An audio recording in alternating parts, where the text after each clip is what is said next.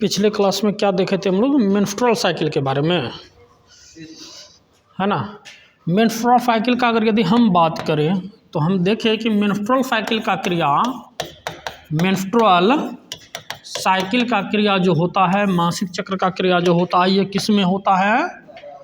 खाली मादा बोलेंगे, प्राइमेट्स मादाओं में। किसमें? प्राइमेट्स मादाओं में क्वेश्चन पूछता है ना। ये प्राइमेट्स क्या है? तो एक प्रकार का स्तनधारी है। तो प्राइमेट्स मादाओं में मासिक चक्र की क्रिया होती है। अब कहेगा कि ये मासिक चक्र की क्रिया जो स्टार्ट होती है, ये कितने दिनों में स्टार्ट होती है? 11 से 13 वर्षों में, है ना। कितने दिनों में? 11 से 13 वर्षों में।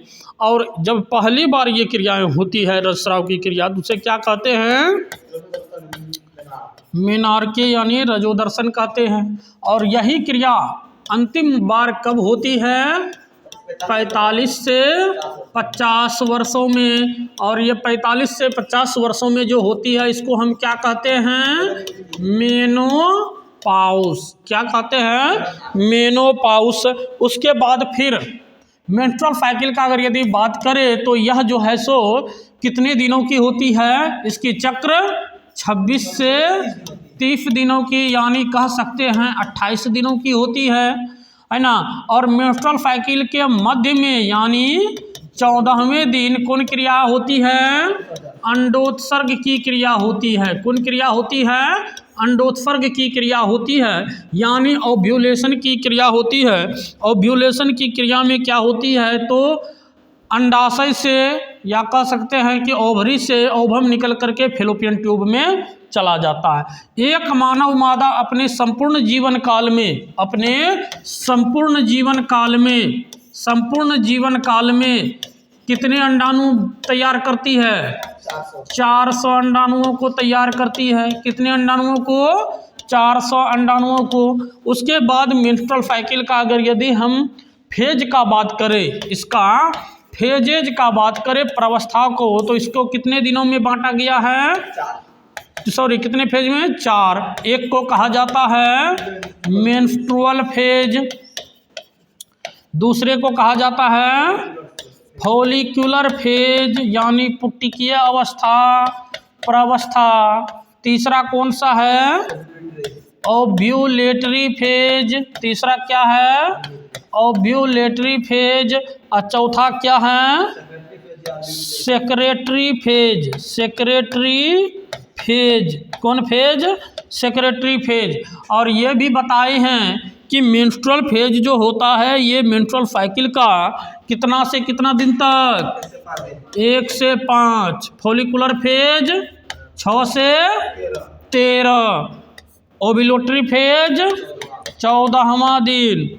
सेक्रेटरी फेज 15 से 28। 15 से 28। 15 से 28। 15 से 28। क्या कोई प्रॉब्लम इसमें? तो इसके बारे में हम लोग देखेंगे कि कौन सा फेज में क्या होता है, वो बाद में देखेंगे जब हम लोग 3rd चैप्टर पढ़ेंगे, है ना। यहाँ पे सिर्फ हमको को इतना जानना था। अब यहाँ पर एक, है ना, एक टर्म को देख लेंगे जिसे कहते हैं हम लोग ओइस्ट्रस साइकिल। कौन साइकिल? ओइस्ट्रस साइकिल यानी मध्य चक्र। क्या होता है? मध्य चक्र। ओइस्ट्रस साइकिल को क्या कहते हैं? मध्य चक्र। ओइस्ट्रस साइकिल को मध्य चक्र कहते हैं। क्या कहते हैं? मध्य चक्र कहते हैं। अब देखो, ओइस्ट्रस साइकिल का अगर यदि बात करें तो ओइस्ट्रस साइकिल किस में होती है? पिछले क्लास में बताए हैं, तुम ही लोग बताओगे। अप्राइमेट्स मादाओं में। क्या? अप्राइमेट्स मादाओं में होने वाली, अप्राइमेट्स मादाओं में होने वाली लैंगिक चक्रीय परिवर्तन को, किसको? लैंगिक चक्रीय परिवर्तन को, लैंगिक चक्रीय परिवर्तन को, लैंगिक चक्रीय परिवर्तन को मध्य चक्र कहा जाता है। क्या कहा जाता है? मध्य चक्र कहा जाता है। और यह मध्य चक्र जो है ना, कह सकते हैं यह चक्र है ना अप्राइमेट्स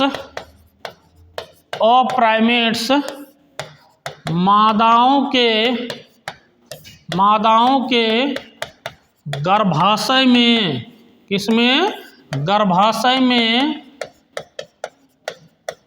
परिवर्तन को दर्शाता है। गर्भाशय में परिवर्तन को दर्शाता है, परिवर्तन को दर्शाता है। और यह चक्र जो है, यह चक्र 18 से 36 घंटों का होता है। यह चक्र 18 से 36 घंटों का होता है। यह चक्र कितने दिनों का होता है? 18 से 36 घंटों का, है ना। किसमें? तो खास करके कह सकते हैं गाय में। किसमें? गाय में। क्या कोई प्रॉब्लम? अब क्या होता है कि ये जो है प्राइमेट्स और प्राइमेट्स मादाओं में जब यह चक्र स्टार्ट होती है तो उसके गर्भाशय वगैरह में, या कह सकते हैं कि जनन पथ, गर्भाशय और क्या कह सकते हैं इसके साथ पूरा जनन पथ जो है, उस जनन पथ में परिवर्तन होता है ना। उस चीज़ को दर्शाता है, उसका जनन पथ खुल जाता है ताकि सीमेन आसानी से अंदर जा सके, है ना। और यह चक्र 18 से 36 घंटों का होता है गाय में। अब यह जो चक्र है इसको 3 भागों में बांटा गया है। कितने भागों में? है ना, यह 3 प्रकार का होता है। यह 3 प्रकार का होता है। ये चक्र कितने प्रकार का होता है? 3 प्रकार का होता है। कौन सब होता है? यह चक्र कौन सब होता है? एक को कहा जाता है मोनोओएस्ट्रस। मोनोओएस्ट्रस,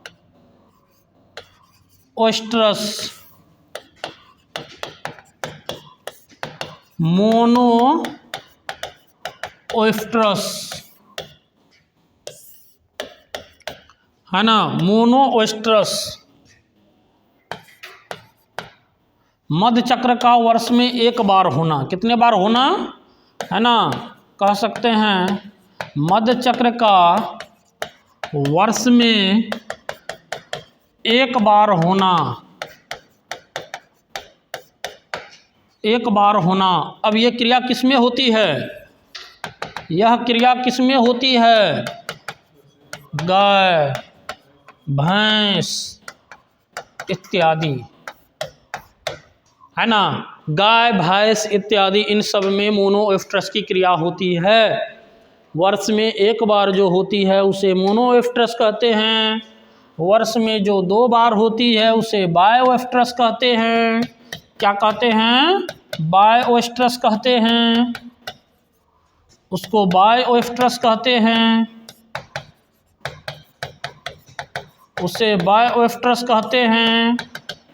वर्ष में 2 बार होना, यानी मध्य चक्र का वर्ष में 2 बार होना। मध्य चक्र का वर्ष में 2 बार होना। कितने बार होना? 2 बार होना बायोएस्ट्रस कहलाता है। और 2 बार किसमें होगा? जैसे हो गया कुतिया वगैरह सब में, है ना। इस सब में कितने बार? 2 बार। बकरी तकरी सब जो है जितना। उसके बाद एक होता है पॉलीओएस्ट्रस। क्या होता है? पॉलीओएस्ट्रस। पॉलीओएस्ट्रस, पॉलीओएस्ट्रस किसको कहेंगे? वर्ष में 2 से अधिक बार होना, है ना। या कहे वर्ष में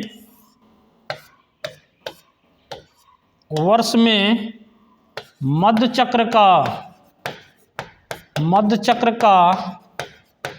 वर्ष में मध्य चक्र का 2 से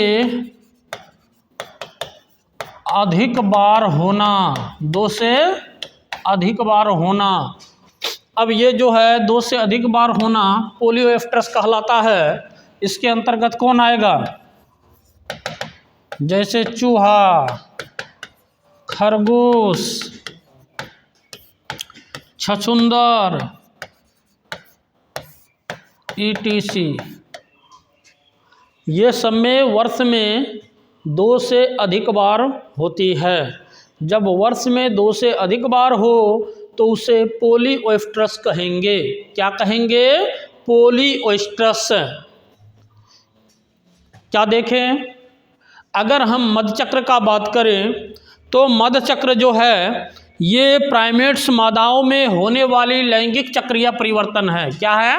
प्राइमेट्स मादाओं में होने वाली लैंगिक चक्रीय परिवर्तन है। और यह जो है मादा के गर्भाशय का कौन सा अंग को, कौन सा पाथ को? तो मादा के गर्भाशय का जनन पथ को, किसको? जनन पथ और गर्भाशय को में परिवर्तन को दर्शाता है। यह चक्र 18 से 36 दिनों का होता है ना। गाय में कितने दिनों का होता है? 18 से 36 दिनों का घंटों का होता है। और यह जो है 3 प्रकार का होता है। कितने प्रकार का होता है? 3 प्रकार का होता है। एक है मोनोएफ्ट्रस, दूसरा है बायोएफ्ट्रस, तीसरा है पोलियोएफ्ट्रस। मोनोएफ्ट्रस का अगर यदि बात करें तो मधचक्र का वर्ष में एक बार होना है ना। जब मधचक्र एक बार हो वर्ष में सामान्यतः तो उसे कहेंगे मोनोएफ्ट्रस, गाय भैंस वगैरह। बायोएफ्ट्रस जब वर्ष में कितना बार? 2 बार, तो उसको बायोएफ्ट्रस। और जब 2 से अधिक बार तो उसको पोलियोएफ्ट्रस। तो पोलियोएफ्ट्रस किस में? छुछुंदर में, खरगोश में, चूहा में। छुछुंदर में, खरगोश में, चूहा में। क्या कोई प्रॉब्लम इसमें? ये हो गया। अब नीचे हम लोग नोट में एक पॉइंट लिख लेंगे।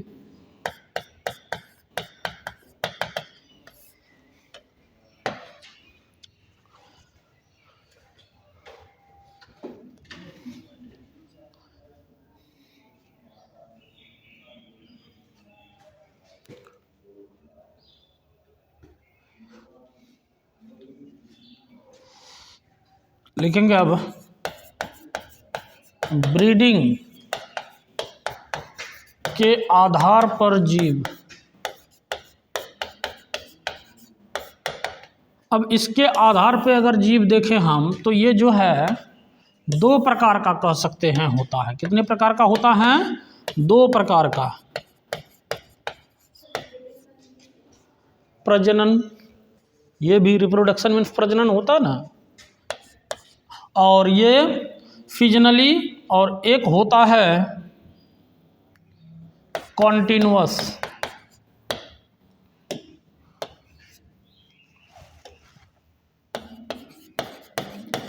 Continuous breeding. अब दोनों में अंतर देखो क्या होता है।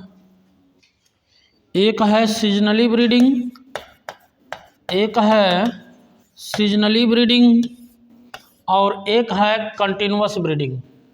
सीजनली ब्रीडिंग का अगर यदि हम बात करें, सीजनली ब्रीडिंग का अगर यदि हम बात करें, है ना, तो सीजनली मतलब कह सकते हैं मौसमी प्रजनन जो होता है। क्या होता है? मौसमी प्रजनन। तो कुछ जीव ऐसे होते हैं, कुछ जीव ऐसे होते हैं मौसमी प्रजनन का अगर यदि हम बात करें, है ना, तो कुछ जीव ऐसे होते हैं जो कोई पार्टिकुलर मौसम में, कोई खास मौसम में, है ना, कह सकते हैं अंडे देते हैं और प्रजनन के लिए सक्षम होते हैं। अब जैसे मान के चलो कि मेढक को ले लो। मेढक जो होता है, जब देखोगे बर्फा का टाइम होता है तो उस समय वो हल्ला करने लगता है, टरटराने लगता है, करता है ना, तो वो कहेंगे सीजनली ब्रीडिंग। क्या कहेंगे उसको? Seasonally breeding. तो कह सकते हैं, है ना, कि कुछ जीव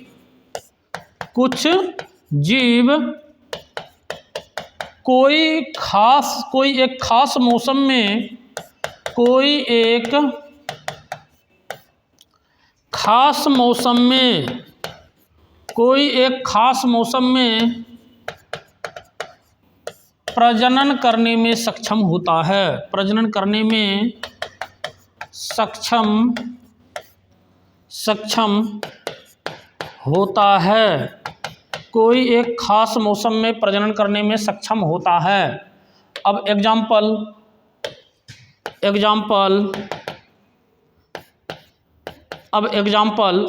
में बात करें तो क्या हो जाएगा, जैसे उभयचर वगैरह सब, मेढक वगैरह जो होता है, उभयचर, कुछ पक्षी वगैरह सब होता है, इत्यादि कर देंगे। अब कंटिन्यूअस ब्रीडिंग है ना, निरंतर प्रजनन, शुद्ध हिंदी लिखेगी तो लिख लेना, लेकिन ऐसे लिखो अच्छा लगेगा जैसे लिखा रहे हैं। अब देखो ये कंटिन्यूअस ब्रीडिंग जो होता है ना, निरंतर प्रजनन, जैसे कह सकते हैं कि स्तनधारी में सामान्यतः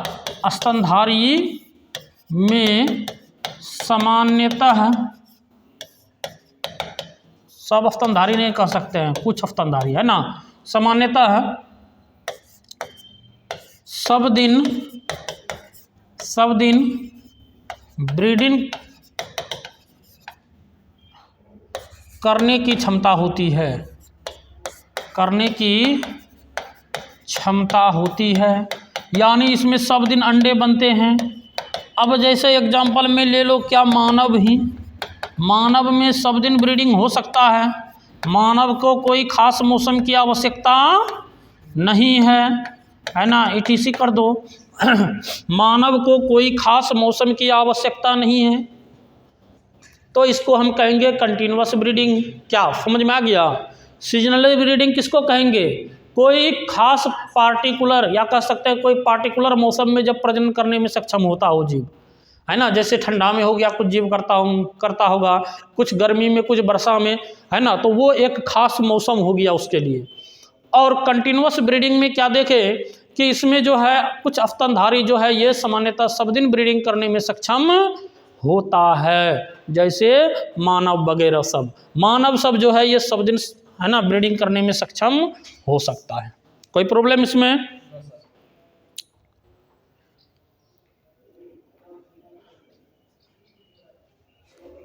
करने में सक्षम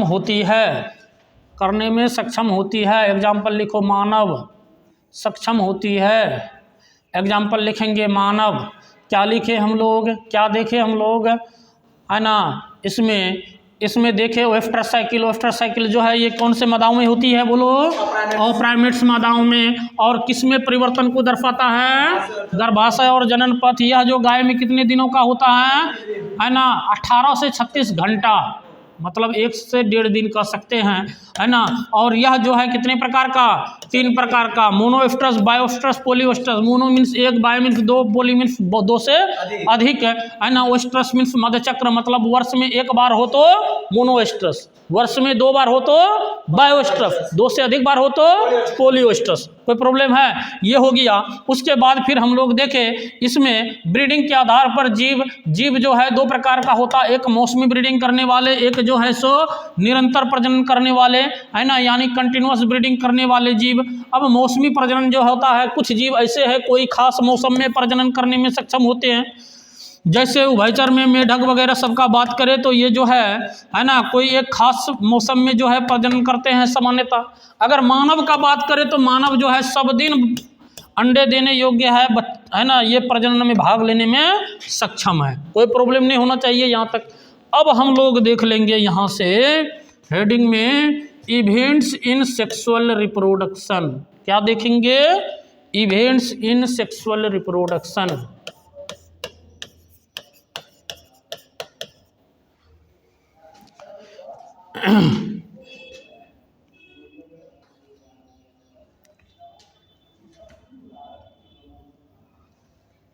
इवेंट्स इन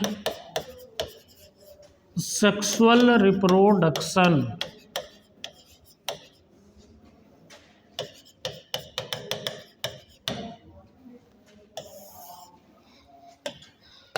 यानी लैंगिक प्रजनन में होने वाली घटनाएं, लैंगिक प्रजनन में होने वाली घटनाएं, तो ये 3 घटनाओं में होती है। कितने घटनाओं में होती है? 3 घटनाओं में होती है। एक को कहेंगे हम लोग प्री फर्टिलाइजेशन इवेंट, और दूसरा को कहेंगे फर्टिलाइजेशन इवेंट, और तीसरे को कहेंगे पोस्ट फर्टिलाइजेशन इवेंट। अब प्री फर्टिलाइजेशन का बात करें,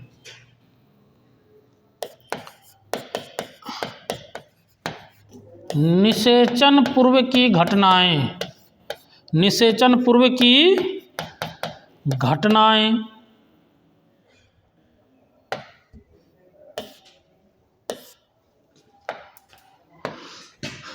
दूसरा है निषेचन की घटनाएं,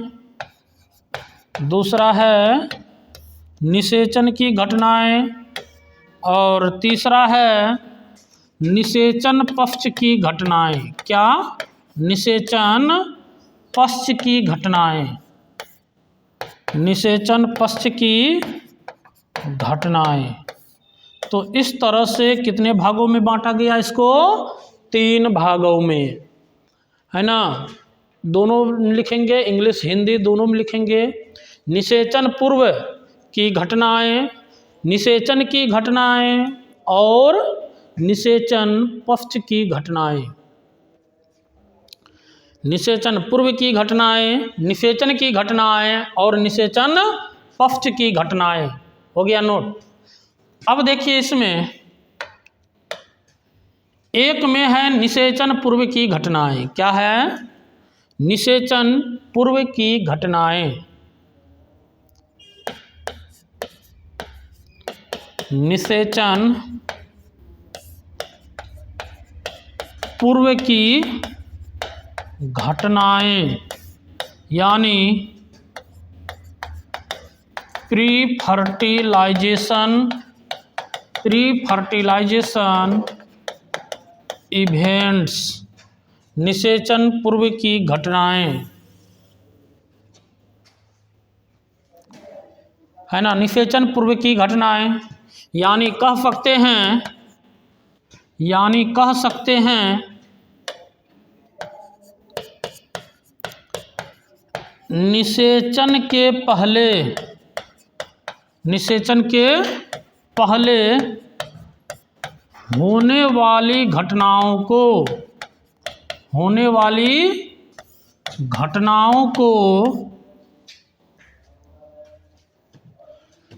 निषेचन पूर्व की घटना कहा जाता है।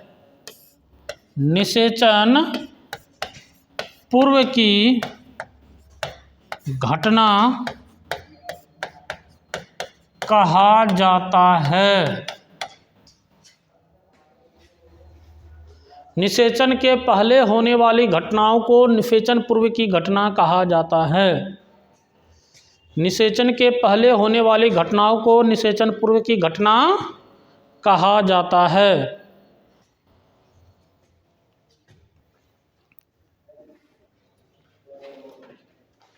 हो गया, निषेचन पूर्व की घटना कहा जाता है। अब इसमें 2 फेज होती है। कितने फेज? 2 फेज लिखेंगे इसे 2 प्रावस्थाओं में। कितने प्रावस्थाओं में? 2 प्रावस्थाओं में। इसे 2 प्रावस्थाओं में बांटा गया है। कितने प्रावस्थाओं में बांटा गया है? 2 प्रावस्थाओं में बांटा गया है। 2 प्रावस्थाओं में बांटा गया है। नंबर 1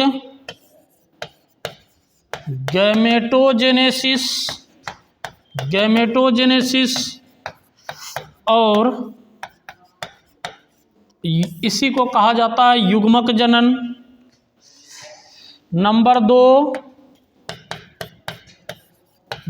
2 गैमेट ट्रांसफर यानी युग्मक स्थानांतरण।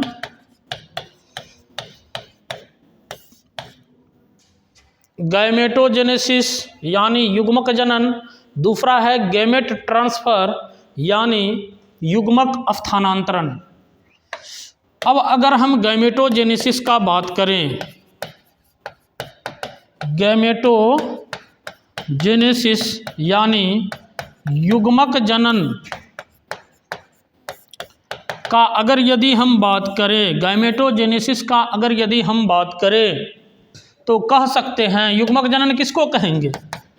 नर के वृषण में, कहाँ? नर के वृषण में उपस्थित जनन कोशिका में अर्धसूत्री विभाजन के परिणाम स्वरूप शुक्राणु बनता है और मादा के अंडाशय में जनन कोशिका में अर्धसूत्री विभाजन के परिणाम स्वरूप अंडाणु बनता है ना।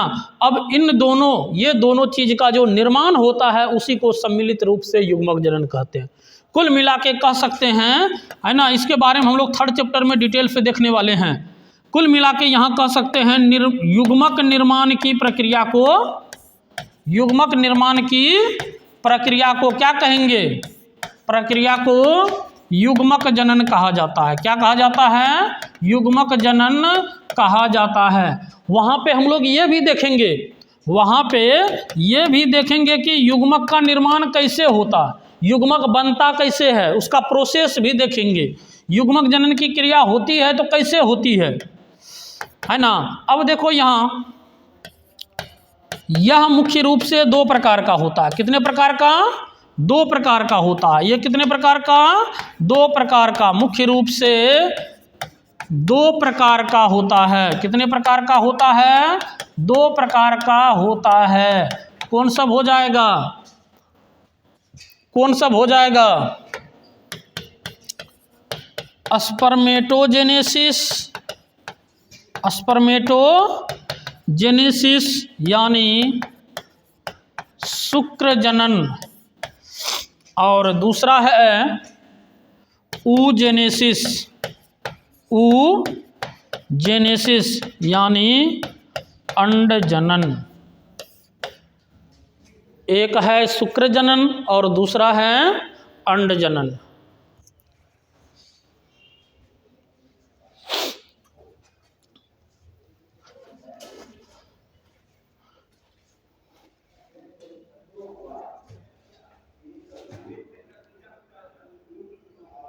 एक है शुक्र जनन, दूसरा है अंड जनन। एक है शुक्र जनन, दूसरा है अंड जनन। एक है शुक्र जनन, दूसरा है अंड जनन। क्या इसमें क्या देखें? इसमें क्या देखें हम लोग? इसमें देखें लैंगिक प्रजनन में होने वाली घटनाएं। तो लैंगिक प्रजनन में होने वाली घटनाएं कितनी हैं? 3 है। निषेचन पूर्व की घटनाएं, निषेचन की घटनाएं और निषेचन पश्च की घटनाएं। निषेचन पूर्व की घटनाएं किसको कहेंगे? तो निषेचन के पहले होने वाली घटना को। निषेचन की घटना किसको कहेंगे? तो निषेचन मतलब दोनों प्रकार का युग्मक जो मिलता है उसको कहते हैं निषेचन की घटना। अब जैसे वो युग्मक मिल गया, दोनों मिल गया, तो उसके बाद कौन घटना होता है उन सब के बारे में जो अध्ययन किया जाता है वो किस में किया जाता है? निषेचन पक्ष की घटना में। अब देखो निषेचन से पहले क्या होगा? पहले युग्मक बनेगा, दोनों युग्मक, एक नर युग्मक मादा युग्मक के पास जाएगा, यानी युग्मक का स्थानांतरण होगा, तब न मिलेगा। तो इसके लिए हम क्या कह सकते हैं कि ये जो निषेचन की घटनाएं होती हैं, निषेचन पूर्व की घटनाएं 2 फेज में पूरी होती है। पहले युग्मक जनन की क्रिया होती है, युग्मक बनता है, उसके बाद युग्मक दोनों एक जगह होता है, तब निषेचन होता है। तो वही बोले कि गैमेटोजेनेसिस यानी युग्मक जनन, युग्मक निर्माण की प्रक्रिया को युग्मक जनन कहते हैं। यह 2 फेज में बटा होता है ना, शुक्र जनन और अंड जनन। शुक्राणु निर्माण जो होता है उसको कहते हैं शुक्र जनन, अंडाणु का जो निर्माण होता है उसे कहते हैं अंड जनन। कोई प्रॉब्लम यहाँ तक? तो आज यहीं तक रहने देते हैं, नेक्स्ट क्लास में देखेंगे इससे।